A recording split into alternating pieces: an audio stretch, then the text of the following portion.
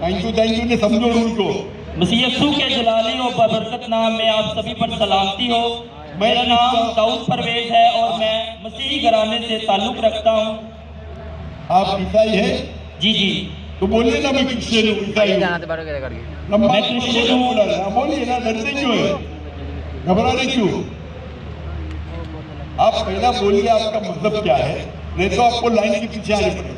अगर आप मजहब नहीं बताना चाहते तो आपको पीछे आने पड़ेगा। आपको बोलना चाहिए मैं क्रिश्चियन हूँ, मैं हिंदू हूँ, मैं बुद्ध हूँ। घबरा रहे क्यों?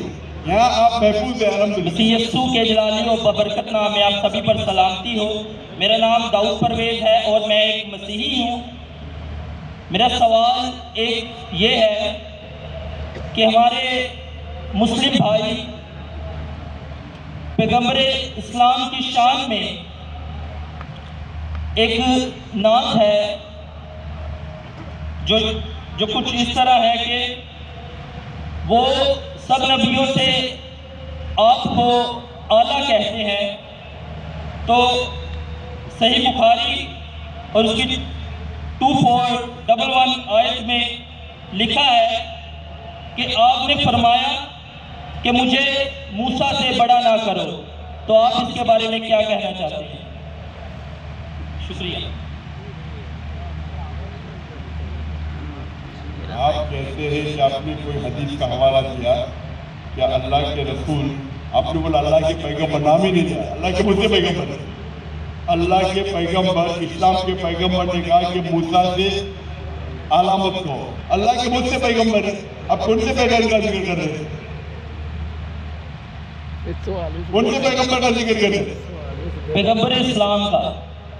पैगंबर इस्लाम एक 1,24,000 नबी भेजे अल्लाह के रसूल ने, और पैगंबर 25 पैगंबर इस्लाम में हमारे कुरान में जिसमें 25 मोहम्मद सल्लल्लाहु अलैहि वसल्लम। ऐसा नाम लो ना, अब घबरा रहे क्यों? आप जरा हदीस का हवाला देंगे, कौन से हदीस का हवाला दिया आपने? 24 गया जी, बुखारी 24 गया, आगे क्या? सही बुखारी 24:11 है। 24:11 जी, 2411। 2411 उसमें क्या लिखा है?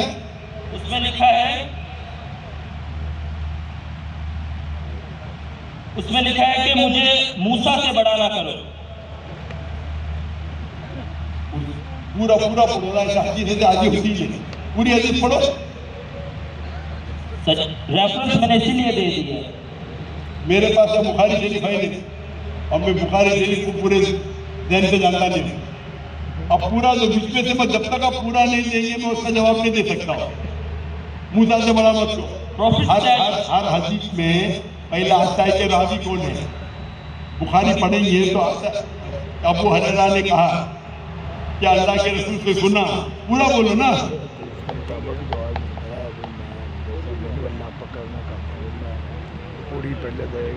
Do not give me superiority over Moses, for on the day of resurrection all the people will fall unconclusions, and I will be one of them. But I will be the first to gain conclusions, and will see Moses standing and holding the side of throne. आप कुरान मजीद अगर पढ़ेंगे तो कुरान मजीद के कई आयतें जिसमें लिखा है कि आप पैगंबरों में आपस में सेम लेवल के हैं। कुरान मजीद में आयत है कि आप पैगंबरों में तफर्रुक ऊपर नीचे मत करो। अल्लाह चाहे तो अल्लाह कर सकता है, लेकिन हम मुसलमान को सब पैगंबरों में ईमान लाना चाहिए।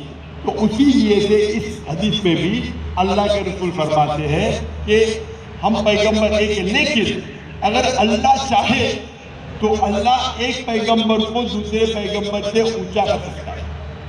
अल्लाह चाहे, हम नहीं। हम ये मानना चाहिए कि सब अल्लाह के पैगंबर हैं, लेकिन अगर अल्लाह चाहे एक पैगंबर को अजमत देना चाहे दे सकता है।